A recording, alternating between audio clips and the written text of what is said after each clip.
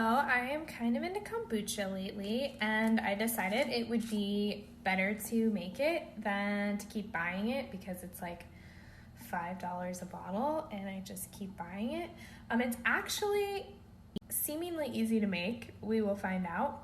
So I bought this kit online and it comes with a funnel, a huge glass jar, the black tea that you need to make it, this like cloth that goes over it with a rubber band, sugar, and this SCOBY, which is basically just a big bacteria mushroom. I don't even know if that's accurate, but essentially it's the cultured bacteria that makes the kombucha.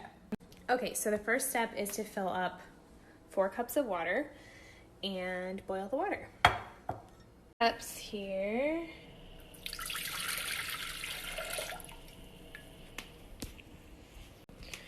Okay, they said medium-sized pot. This looks, I don't know, medium-ish.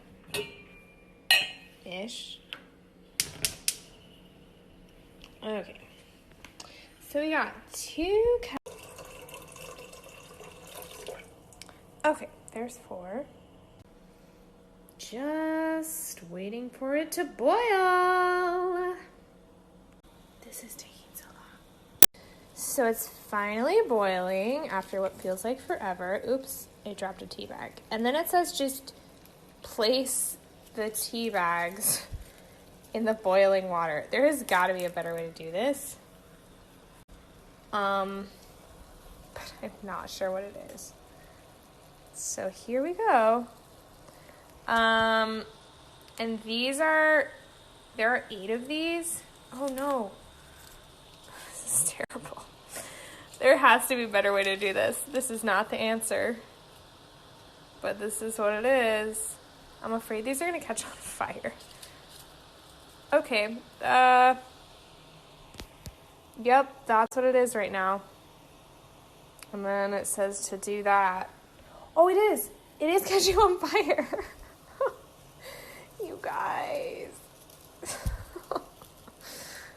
I don't know what to do.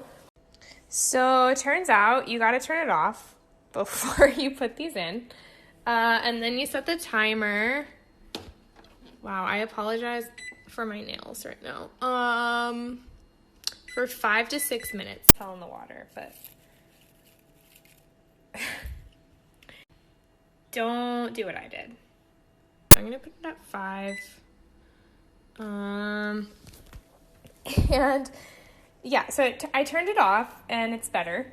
And it looks like there are 8 tea bags. It said you can use less or more depending on how strong you want the tea to be. I like strong tea, so we're going with all 8. These are burnt. They're charred. Well, this one, if it's done, never mind. Besides the tea I'm making has been stolen. I'm sure you've heard. And we're waiting to hear an estimate from the insurance, and that's taking a really long time. That's all the tea I got. I got no other tea. What I was going to say is if anything in my life were gossip worthy, now would be the time to talk about it. You know, spill the tea, more or less. But I got nothing. Except that our car, here I go. It's, you know, what the bacteria feeds on. So that's why you shouldn't eat sugar. I don't know. Anyway, then it says just stir it till it's dissolved. So also, just to clarify, all of the gross sounds that I was making in the last video were me just like stirring the tea bags around. So now it says to throw them away, discard them. Bye, tea. So long. And then poured this sugar in here, which like maybe I'm dumb, but I didn't know there was a cup of sugar in kombucha. But another example, but Also, as I'm stirring, I just want to point out that my dear friend, who is the king of tea, but does not like kombucha, said that the fact that bacteria is an ingredient, energy. So I'm just going to throw that out there and say you all should try it, even though that's an ingredient. You know it's an ingredient in beer as well, and like a lot of other great things. I can't think, has definitely deterred him from kombucha. And that kombucha tastes like bacteria is an ingredient, which I would agree with, but I think you have to get used to it. And also, it's extremely healthy for you and gives you lots of... Okay, the next step is to pour the tea into the glass jar. And I'm gonna try to do that as I talk to you, which I think that's what the funnel's for. They didn't really say that, but this could be interesting. Kind of nervous. These are heavy pots. Oh God. Oh, it's so heavy. Okay, I'll wait for a second. Just as a tip for anyone getting married in the near future, if you're gonna get some pots, what I did on my registry was I picked out the cute pots, but that was a bad idea because they're really heavy. So if you're getting married and you're thinking about what pots to get, my advice is pick out the lightest pots, not the cute. I don't know if I'm just gonna use the fridge water. I don't know. Okay, so the tea is in the jar. The next step is fill the glass brewing jar with 8 cups of cold filtered unchlorinated water. I was not prepared for that. 8 cups. They said it should be about 3/4 full, and that looks right. I love you guys who are invested in this story. Just getting this fridge water, you know? 2, 4, 6, 8. Okay, the next step is to adhere this adhesive thermometer to the side of the jar, which, like, how freaking cool is that? Didn't say where, but they did not mention that part. So, I don't know. I'm putting it here. To make sure that it's between 68 and 86, which is convenient, degrees. I don't know how it tells you. So, I'm sorry.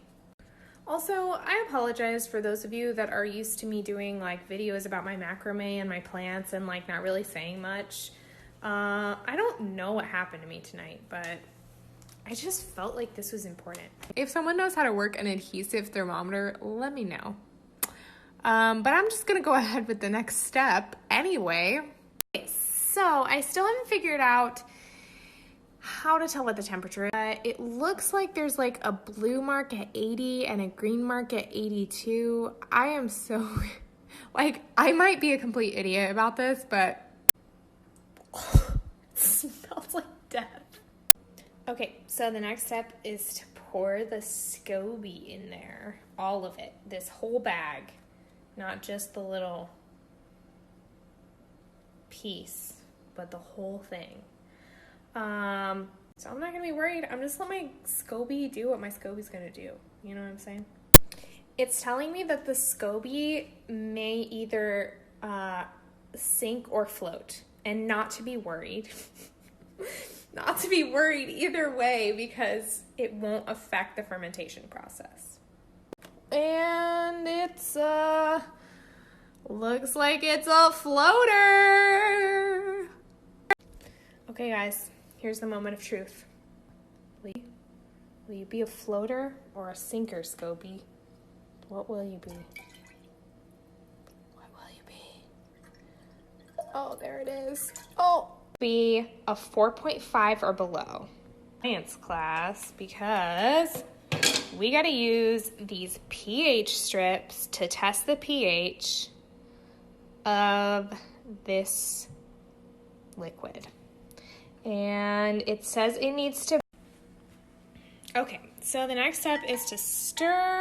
It says to stir it, but only once. So I don't know what that means, but here I go. Only once.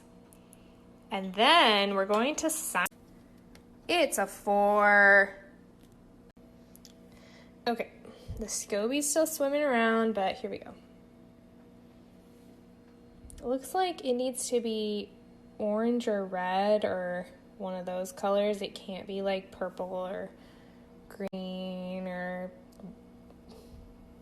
See what I'm talking about? I don't know how long you're supposed to hold it in here.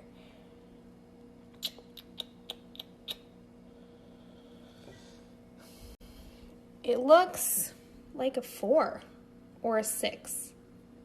Oh no. What do you guys think? 4 or 6? I think 4. It says we need to add vinegar if it's anything other. Okay, the next step is to cover and secure the jar with the cloth and band, which is essentially just a rubber band and a piece of cloth. I'll keep you updated.